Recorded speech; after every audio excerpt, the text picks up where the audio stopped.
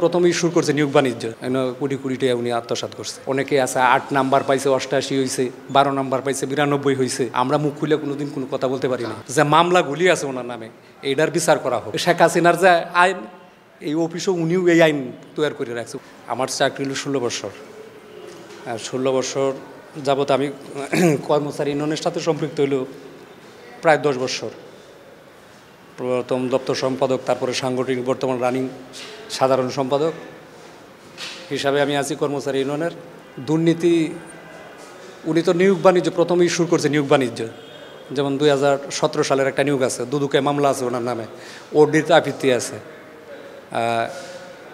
হাইকোর্টে মামলা আছে ওনার নামে, হাইকোর্টে মামলা আছে। তারপরে ওইগুলি তো দামাচাপা। তারপর বিভিন্নভাবে বিভিন্ন কর্মকর্তার মাধ্যমে আমরা যেটা জানি যে কোটি কোটি টাকা উনি আত্মসাৎ করছে বিভিন্ন প্রোগ্রাম দেখায়। যেমন আমার দেখা তো ওই যে ওই যেমন ধরেন যে যেটা হলো নিয়োগ বাণিজ্য, কোটি কোটি টাকা উনি আত্মসাৎ করছে। এটার প্রমাণও আছে আপনার ওই 24 লাখ 25 লাখ 20 লাখ টাকার বাণিজ্য। অনেকে আছে 8 নাম্বার পাইছে 88 হয়েছে, 12 নাম্বার পাইছে 92 হয়েছে। ওইটা নিয়ে আপনার হাইকোর্টে মামলা আছে।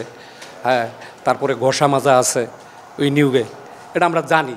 এগুলি নিয়ে অনেক কিছুই হয়েছে। প্লাস আমরা তো এগুলি নিয়ে অনেক আন্দোলনও করছি, আমরা নির্যাতিত হয়েছি। মানে আমরা তো কথা বলতে পারি না, আমরা যে ইউনিয়ন করি আমাদেরকে থামায় রাখছে উনি। যেমন আমার আগের যে সেক্রেটারি আছে মোহাম্মদ সাইদুর রহমান ভাই, উনি সতের পক্ষে ছিল। ওনার বিরুদ্ধে কথা বলার কারণে ওনারে স্ট্যান্ড রিলিজ করে ওনারে চাঁদপুরে প্রেরণ করা হয়েছে। উনি অনেক চাঁদপুরে আছে। হ্যাঁ, ওনার এই নির্যাতন আমাদের প্রতি, আমরা মুখ খুলে কোনোদিন কোনো কথা বলতে পারি না।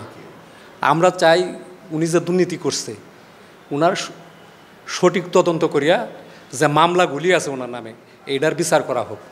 যে মামলা আছে রানিং মামলা, আর আমরা চাই যে সব কর্মকর্তা উনি নিয়োগ দিছে এই অবৈধভাবে তাদেরকে সঠিক তদন্তের মাধ্যমে, যদি তারা বৈধতায় থাকবো আর অবৈধভাবে থাকে তাদেরকে বিদায় করিয়া দেব। আমাদের এটার কোনো প্রয়োজন নাই। এটাই হলো সত্য কথা, বুঝছেন। আর উনি তো একক নিয়ন্ত্রণ করছে। মানে শেখ হাসিনার যে আইন, এই অফিসও উনিও এই আইন তৈরি করে রাখছে। ওনার একটা সিন্ডিকেট ছিল 10-11 জন কর্মকর্তা।